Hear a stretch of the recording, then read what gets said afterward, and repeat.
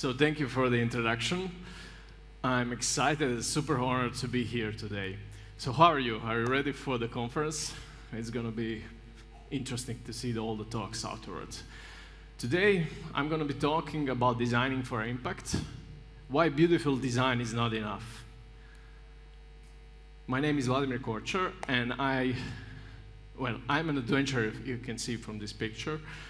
And usually when I find myself deep in the midst of unknown, I embrace it with both hands as the opportunity to explore and learn. And this is what I'm going to talk about today, about our ability to learn and explore ways and create viable products for us as a team who's working on a product. So I'm a designer and entrepreneur with more than 15 years of experience in leading teams and designing digital products. In 2003, I co-founded Studio Revolution, design and development agency. Over the time, in parallel, we worked on client work, and we worked on also our own products. And we have had a couple of failures, but in 2012, we founded a new company. It's called Amodo. It's a startup, and it's still doing the product. We kind of figure out that that's a connected car solution. 2 years ago, I joined Five Agency with a merger where I currently work as a design team lead. So what I can tell you, these 15 years was a wild ride. I was driving the business, doing the design. I was a consultant, marketing guy, everything. So I learned a lot. And from the starting point, I changed. From individual contributor, as a designer, I kind of figured out my way to become a leader, from designing how it looks to design for good. And this is what I believe today. I believe in doing good for the user, good for the business, and good for the community. For those of you who don't know about Five, we are a product design and development agency founded in 2007. Five is working on the US market for some of the top brands like Marriott, Rosetta Stone, Creston, AccuWeather. And our mission is to build products that generate returns for our clients. And I believe that all begins with the design. So what I learned so far, and what I value the most in a team, is a culture of appreciation and learning. It is about humility to admit that you don't know. That's the secret ingredient that can make a big difference. When you align that need with need for learning, with the right set of methods and processes, the possibility for successful outcomes grows exponentially. So design is a team sport, and we are looking at it from a sports terminology. It's not a sprint. It is actually at least a marathon. And I'm an ultramarathon runner, so no matter how well you prepare, I can tell you that it's always painful to reach the finish line. When we're working on a product, the finish line is like pushing our product to the market. But actually, I'm going to show you why there is no finish line. So I'm proud of my team. I work with a fantastic team of 15 talented designers coming from different backgrounds, such as research, user experience design, user interface design, and data analysis. Together as a team, we are focused not only on learning new practices, but we are focused on determining what made anything successful and what made anything unsuccessful. That may be more important. So how many designers are today in the audience? Nice, 10. Okay, so how many of you are working on a product that you think it will change the world, that will be a big success? Well, I'm one of them. Come on, so many developers know success. Yeah. Okay. So you don't know what it actually takes to build a successful product. So how will you lower your risk of failure? And that is actually success for a product. Today, I'm going to show you some of the methods and techniques you can use to increase your chances of success. So let's talk about a bit about technology. Our relationship with the tech is changing. In the last 10 years, it has become an essential part of our lives. Who remembered their first mobile phone? Come on. Okay, this was actually mine, so almost 20 years ago. But does anybody remembers the brand Nokia? Yeah, we all remember. For a long time, I was thinking about why Nokia failed. You know, they were one of the biggest companies, and they were one of the biggest brands in the field of mobile phone. They were the first one. They came up with the first smartphone in 1996, and they built a prototype for touchscreen and internet-enabled phone at the end of the 90s. So they were ahead of everybody else. But at the end, they failed. So why did that happen? Well, I think that they fail in making products that people wanted to buy. At that time, they probably underestimated the importance of software and the overall experience of using a phone. Today, you can't imagine your life without your phone. So, in 2007, we got the first iPhone and everything changed. Apple Android at that time crushed Nokia completely. And 10 years later, we have a supercomputer on our wrist. It is the watch that functions as a standalone phone. So how crazy is that? Could you imagine that 5 years ago? I couldn't. When I look at how the technology is advancing and our work is emerging into new fields such as voice interfaces, machine learning, I see vast opportunities for designers beyond pixel. The field is changing, and so is our knowledge of what designer is. So today, the first thing we interact in the morning is our smartphone. These machines are becoming an extension of us. They are becoming not only a tool that we use, they're becoming a memory. So how many phone numbers do you know by heart? 1, 2, your girlfriend, mother, I don't know. Well, I know just one, and that's the phone of my parent house. It's the number that I remember back then when we used plain phones, you know. So, currently there are 7.6 billion people on Earth today, and we have an active market of 3.7 billion people that actually use smartphones on a daily basis. So on average, we use our mobile phones for 3 hours a day. Half time we spend in our most used application. So 1.5 hours we are in just one application. The other half is for everything else. And when you divide that other half, you get 25% of 5 most used applications. So that leaves you with the 25% for everything else. And that includes actually opening a browser and browsing. So on average, we have 2.6K phone touches per day. That is approximately 32 touches per use. So today, we have more skin-to-skin contact than with anything else, including our loved ones. On average, we touch our phones every 12 minutes. More than half of these sessions are 30 seconds long or less. More than 40% of sessions within an app are less than 50 seconds long. So this is how we use our phones, how we use technology that is around us. And we who are actually building something for somebody to use, we have like a small window of opportunity to do something and to catch those users and kind of go to their heart, and so they can trust us with our product and actually start to using it day by day. So we have 2 million applications in App Store, and that's a big competition. So having plenty of downloads, that's a significant metric that we are all looking at. But having users that actually use product is what we aim for. So how do we find our way to the customer? Today, probably the most expensive part of the product development cycle is the user acquisition, especially for emerging markets like New York or San Francisco. And I can tell you from my 15 years of experience that making a product that people use is not an easy job. It's hard work. The need for meaningful experiences is more significant than ever.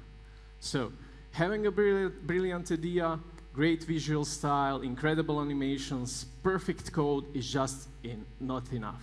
That is the baseline.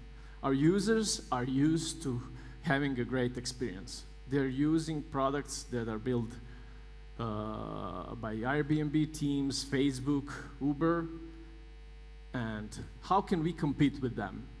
How can we compete with teams such as Airbnb that has more than 200 designers working on their product?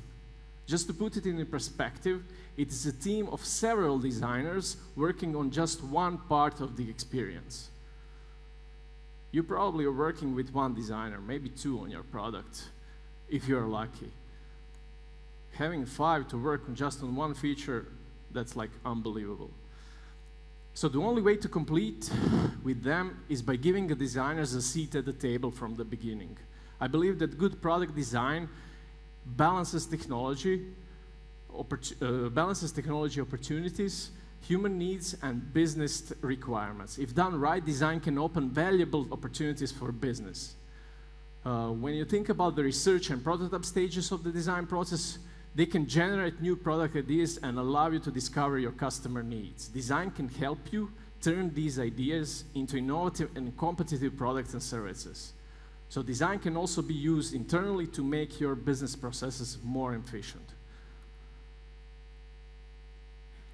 If we kind of zoom in deeper, you can see product design is a blend of different skills. It's a hybrid between design and strategy. We are here to help identify, investigate, and validate the problem, craft the design, and shift the viable solution.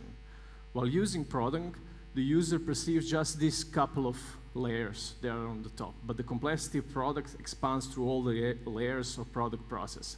And this includes everybody on the team. When I think about the team on the product, I don't see design as just for itself. I think about developers, product owners, product managers. We are all a team and we have one goal. If we fail just in one of these layers of product, our product will probably fail. So let me show you how we learn from our failures. Does anybody know who Ministry of Sound is? Okay, 1, 2, okay. So, they started as a nightclub in London, but developed into multimedia entertainment business, including independent record label and worldwide brand events. We created an app for them with stunning design, incredible animations, beautiful code. We received awards, featured as an app of the day. Everything was perfect until the stakeholders decided to kill the product. And yes, that happens. And why did they kill it? Well, as you can see, we were missing one piece of the product puzzle. We were missing the business part. And no matter how cool was the design, how innovative animations or bug-free code was, the product failed. And that's a hard thing to kind of hear. All that pixel perfection couldn't replace the value that money brings to the business. This is when our transformation into data-informed design started. Our role as designers is shifting towards the strategic partnership with our stakeholders. We are moving beyond pixel perfection execution towards the business strategy. Our purpose is to predict how to get more better future for our users, for our clients, and for our companies. But how can we become better in predicting the future? Well, we all fall in love with our ideas. And the first step to success is by killing our darlings. We need to question everything what we do, validate these ideas, test them on real users, and collaborate as a team. Learn fast from our mistakes and create a process that we trust. We need to start at the end. For example, Amazon is one of the companies that work backwards. Jeff Bezos insists for all new initiatives that the product manager writes an internal press release announcing the finished product. It's a 2-pager document. They read it aloud, and if the press release has a good response, you have a very good chance of having a great new service. It's simple, it's cheap, and it's fast.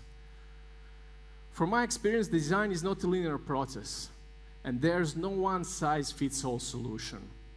With these 3 stages, product discovery, product development, and product improvement, I will talk about the blend of activities for gathering of relevant data, processing the findings, exploring possible directions, and focusing on viable solution. For every business challenge, you need to tailor your approach by picking the right activities to reach desired outcome and to reduce risk of failure. So let's focus on the product discovery.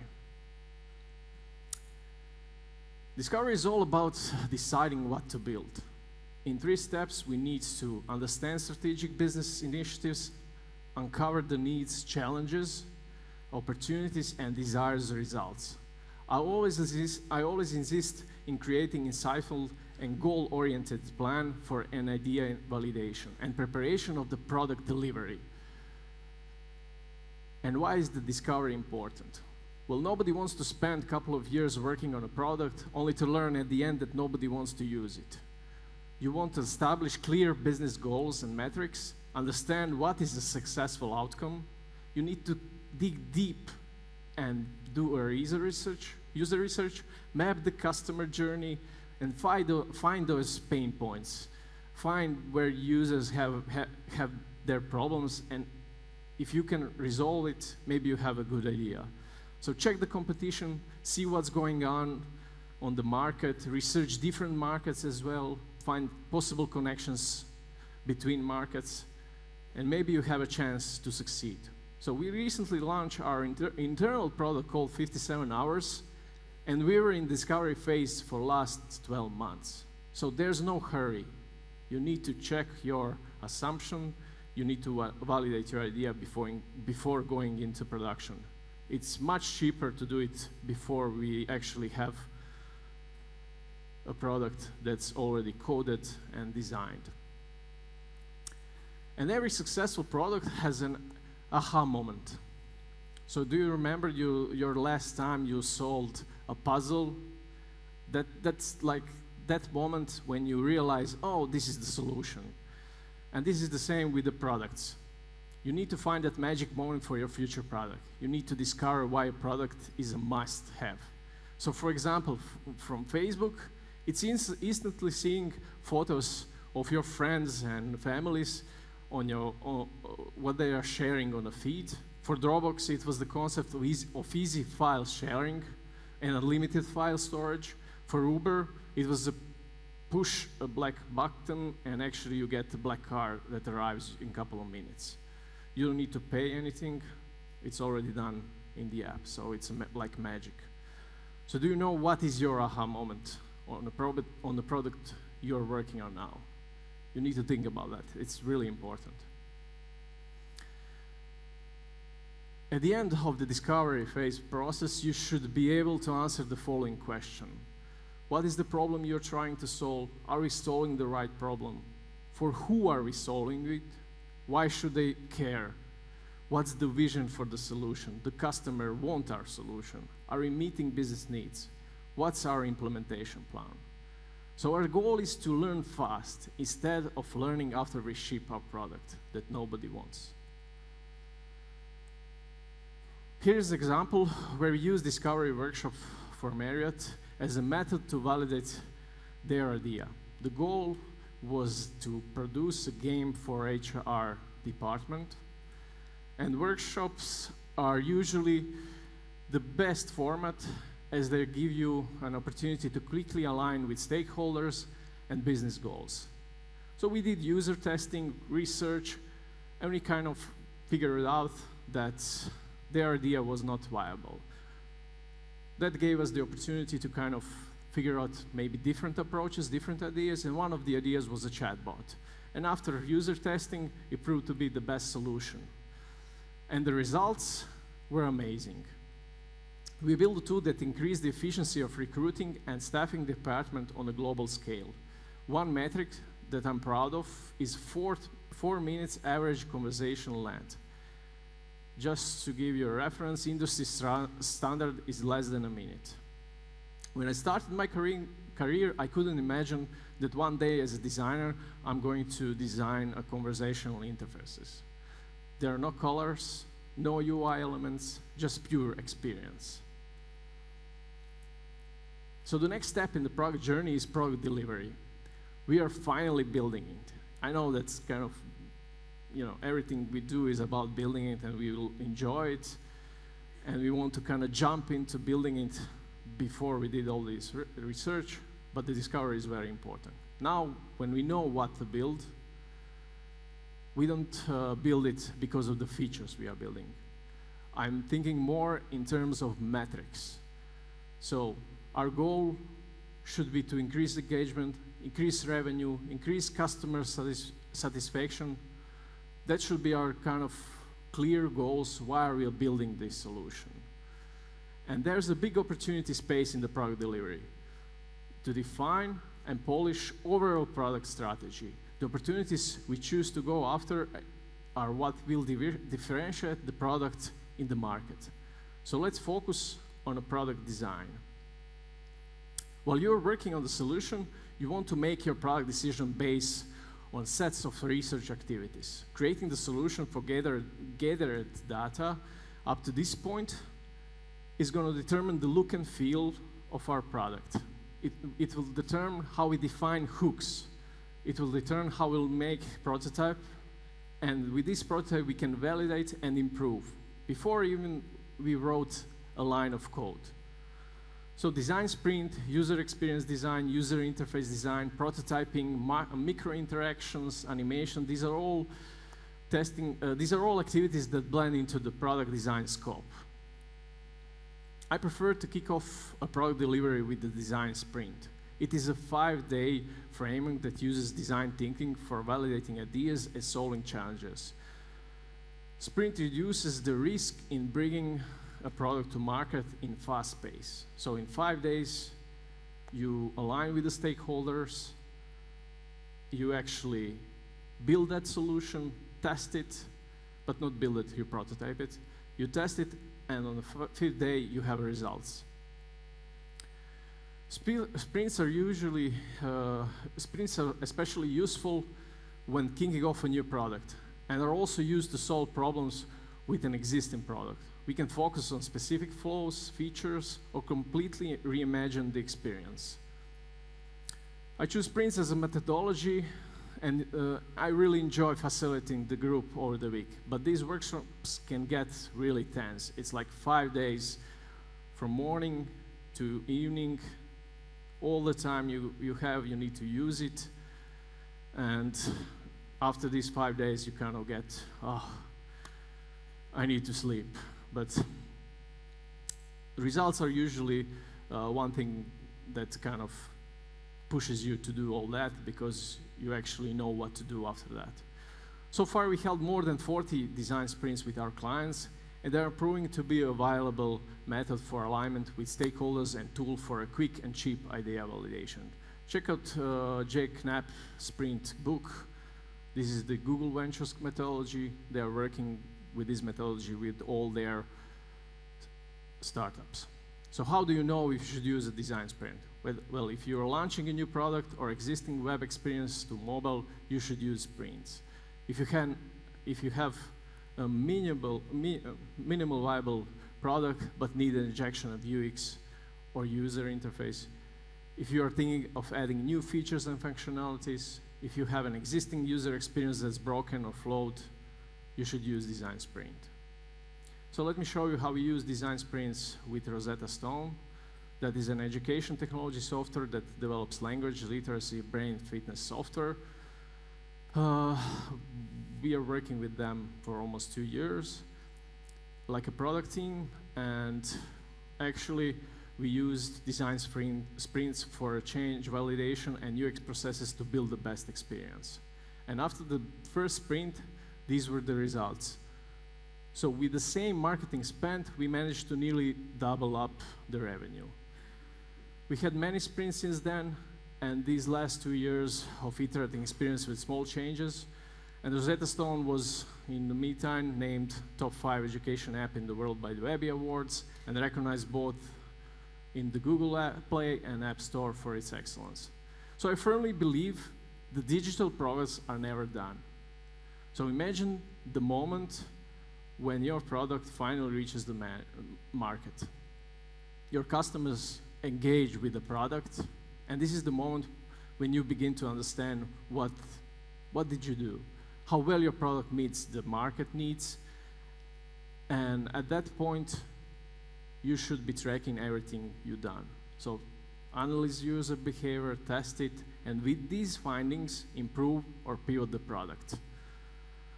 So this is the time when your team needs to learn quickly and also act quickly to foster growth and to work on continuous improvements.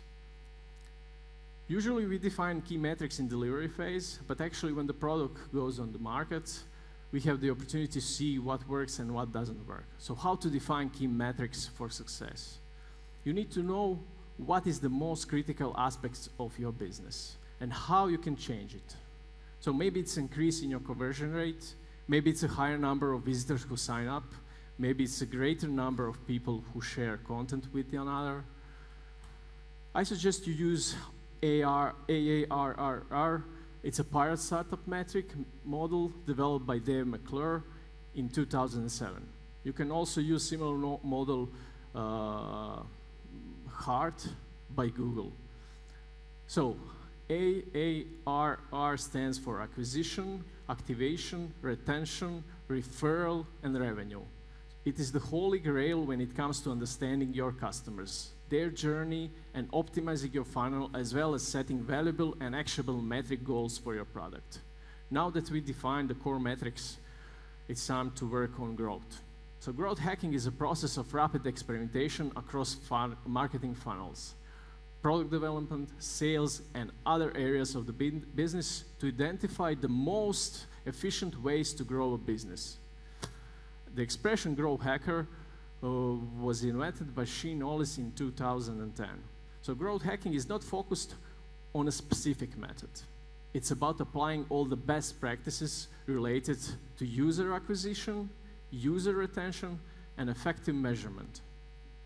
The first step in determining your growth strategy and figuring out where to focus is to understand which metrics matter most for your product growth. The best way to do this is to use fundamental growth equation.